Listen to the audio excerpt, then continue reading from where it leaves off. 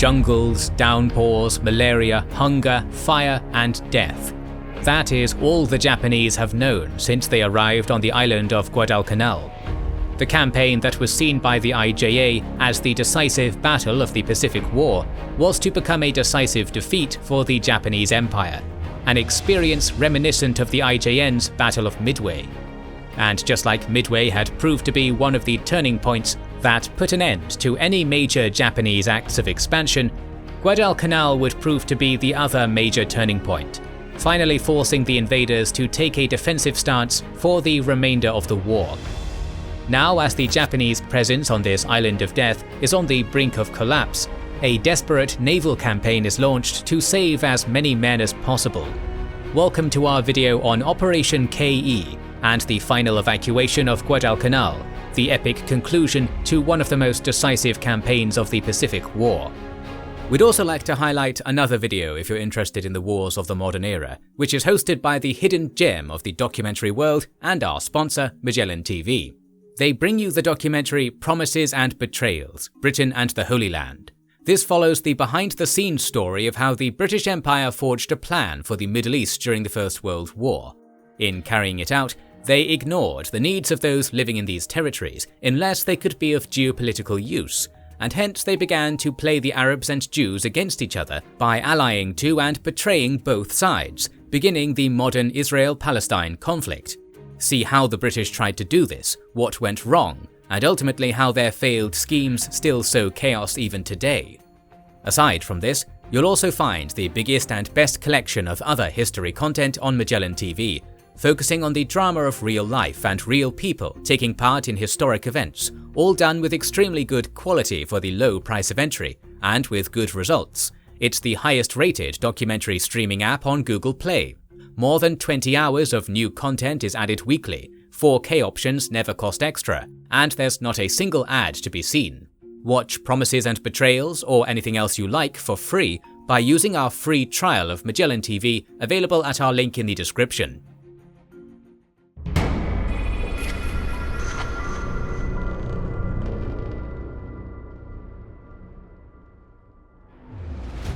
Last week, we saw the end of General Patch's January offensive, as the Americans advanced westward and captured Cochabamba, thus forcing the stranded Japanese forces to begin their withdrawal operation towards Cape Esperance ahead of schedule.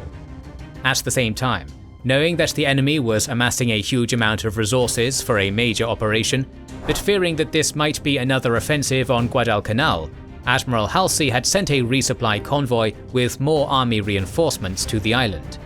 The transport convoy would be covered by most of his naval assets, consisting of a total of 6 task forces, with the secret objective of baiting the IJN into another decisive engagement at sea that could stop such an offensive before it could even start. Yet the cunning Japanese decided to launch an air attack instead, resulting in the frenetic Battle of Rennell Island and the withdrawal of Admiral Giffin's Task Force 18, which effectively removed a significant potential threat to Operation KE. After the battle, the rest of Halsey's warships took station on the Coral Sea, awaiting for the approach of any enemy forces, supporting what they believed was an incoming offensive. In the afternoon of January 31st, American cryptanalysts would finally alert them to expect a confrontation in short order. Meanwhile, the Japanese had amassed a total of 20 destroyers, or 21 destroyers at Shortland, for the troop hauling, with Rear Admiral Hashimoto Shintaro being appointed to command the reinforcement unit. In support, Admiral Mikawa of the 8th Fleet also deployed the heavy cruisers Tokai and Kumino and the light cruiser Sendai at Kavieng. While the 11th Air Fleet and the 6th Air Division took responsibility for maintaining a daylight combat air patrol over the evacuation runs, Hashimoto would have to rely on the R-Area Air Force during the night, as Admiral Jojima's 50 to 60 float planes were tasked with sweeping ahead of the reinforcement unit, and with helping in the defense against the enemy PT boat attacks. Now, we'll also recall that during the planning of Operation KE, if the destroyer effort proved to be a failure, then the 17th Army would be extracted by landing craft via the Russell Islands. In that regard, 6 destroyers had ported 328 men to the Russells on January 28th, also hoping that the occupation of the islands would do double duty as a feint. The Cactus Air Force responded with a heavy air attack, but no major damage was scored against the Japanese detachment. February 1st, the scheduled day for the start of Operation KE, opened with the start of another heavy air campaign in the South Pacific. As retribution for Rennell Island, General Mulcahy decided to send 2 attacks against Japanese concentrations in Shortland and Munda, though they would fail to cause much damage at the cost of a number of planes. In response, the 6th Air Division sent 23 Ki-43s and 6 Ki-48s to attack Guadalcanal, with similarly ineffective results. But in the meantime, as Hashimoto departed the Shortlands for the first evacuation run, new events were unfolding on land. Fearing that the invaders might prolong the struggle with a retreat to the south coast of Guadalcanal, General Patch had decided to land a reinforced battalion in a blocking position at Virahue.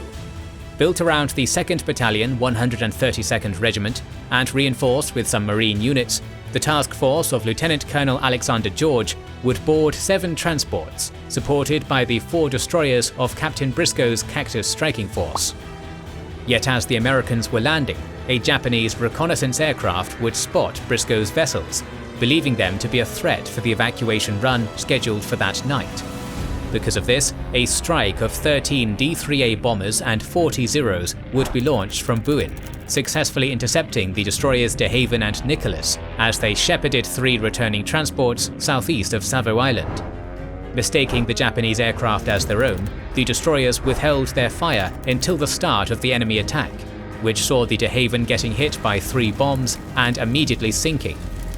Only through violent maneuvers would the Nicholas barely evade a similar fate, with the struggle leaving 3 Wildcats, 3 Zeros and 5 D-3As down.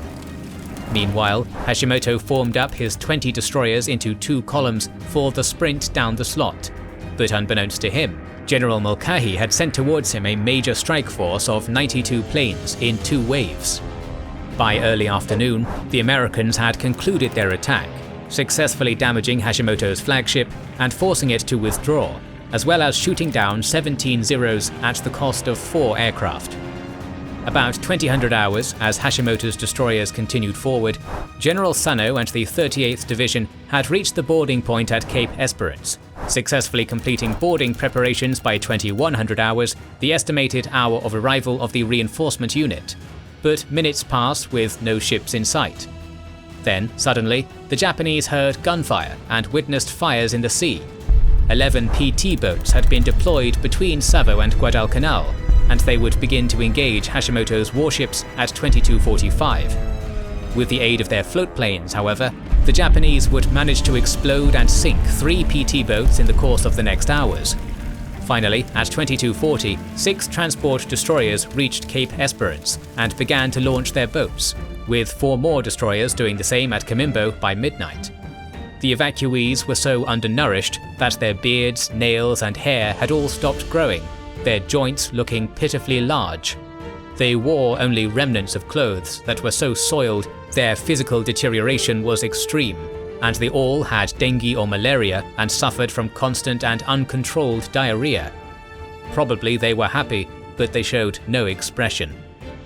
A total of 4,935 soldiers, including General Sano, would be successfully embarked, although some 1,570 men would have to remain on the beaches because of the delays.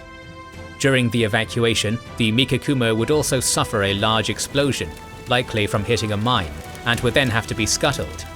By 0200, the evacuation had concluded and Hashimoto began the return journey. 2 more American strikes would be attempted, but both would fail to score any hits, so the reinforcement unit would finally reach Bougainville at noon, thus successfully concluding the first evacuation run. As the results of this first run had been highly promising, the 17th Army then continued to prepare for the second evacuation run, which would see the 2nd Division earmarked for its evacuation. Instead of waiting on the beach, they were ordered to wait offshore in boats. At the same time, as a deception, soldiers ignited campfires at Cape Esperance and moved them gradually south towards Tassafaronga, where the Yano Battalion continued to hold the Benegi River line. The Japanese rearguard contemplated the likelihood that they might have to make their own way out with landing craft, planning to gradually contract towards Kamimbo and then move from there to the Russells. Meanwhile, on February 2nd, Colonel George moved with his forces towards the vicinity of Titi, something that was very worrisome for the Japanese. Luckily for them, however, the Americans would decide to not move any further, as they thought the convoys were for reinforcement and not evacuation. Thus, General Patch decided to shift his main effort back to the east, where the 161st Regiment was deployed on February 4th to relieve the 147th Regiment and take up the pursuit towards Cape Esperance. That same day, as the Japanese prepared to commence their second evacuation run, the Yano Battalion was ordered to leave all those unable to walk at the Benegi and pull back to the Segalau River line. And back on Shortland, Admiral Hashimoto again readied 20 destroyers for the second run, even despite the disturbing reports of strong American naval detachments on the sea around Guadalcanal. By midday, the reinforcement unit had departed Shortland, taking up the accustomed route and formation. But yet again, General Mulcahy sent a strong strike to intercept them. The fierce air attack resulted in the Maikaze getting heavily damaged and having to withdraw, towed by the Nagatsuki back to Shortland. Additionally, 1-0 was shot down at the loss of 11 American aircraft. Shirayuki's engines also wheezed to a halt at 1925, forcing Hashimoto to transfer his flag again, this time to Kawakaze. Unlike the last time, however, no PT boats awaited the Japanese convoy, so the preparations at the embarkation points proceeded smoothly. Just 2 hours would suffice to embark a total of 3,921 men, including Generals Hyakutake and Maruyama. Hashimoto would then gallop unmolested back up the slot, reaching Bougainville by midday on February 5th. Now, only the remnants of the once proud Ichiki and Kawaguchi detachments, as well as the fearsome Yano Battalion, remained on Guadalcanal, units that had been on this island of death the longest. The prospects for an escape by landing craft for these units were grim, with past experience pointing out that enemy flyers would whittle the number of usable boats to a handful by February 7th.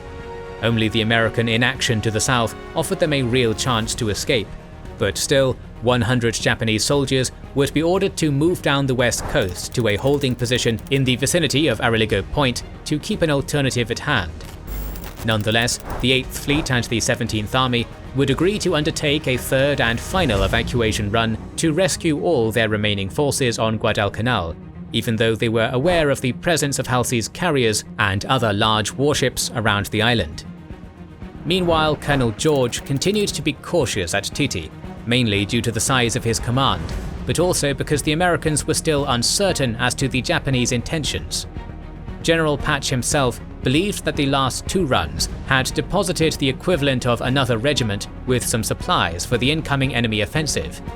Thus, the only major movement would be on the west coast, as the 161st Regiment, now under Colonel James Dalton, launched a concerted drive on February 6th that managed to reach the Umasani River, although the logistical problems would continue to hamper its advance.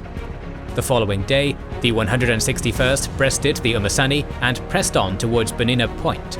But at the same time, George finally determined that the enemy might be evacuating the island, so he commanded his forces to advance in the direction of Cape Esperance. Though the Japanese would desperately manage to stop their movement about 2,000 yards north of Marivovo by nightfall, time was running out for the stranded invaders. Luckily for them, they still had 26 operable landing craft, and they were going to enjoy near-perfect weather, a mirror-smooth sea, slight wind, and dark of moon night. In a hectic 45 minutes after 21:30, the remaining mobile Japanese soldiers would clamber aboard these boats to the accompaniment of American shells slamming into the area of the Segalau River, many of these men praying as they waited on the water.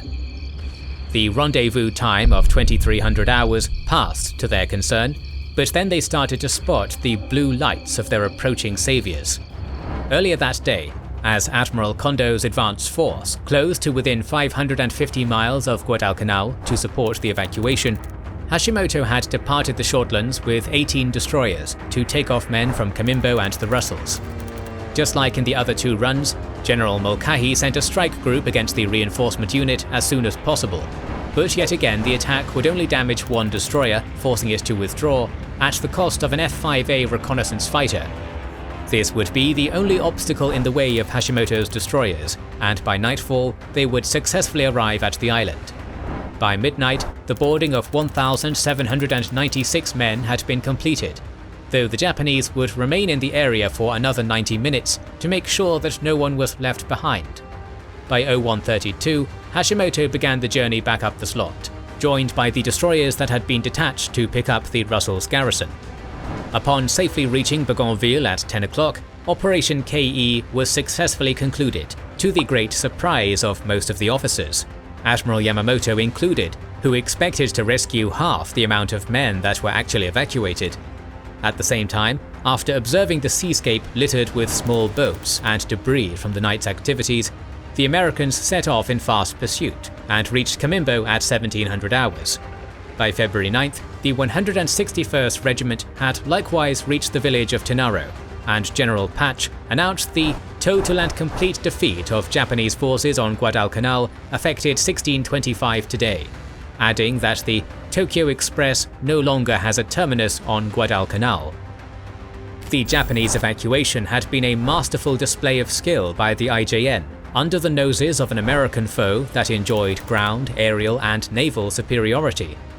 Resolute attacks against Cape Esperance could have annihilated the 17th Army before the second evacuation run, but the ground proved to be an obstacle too great to overcome, and the Japanese intentions had been masked expertly.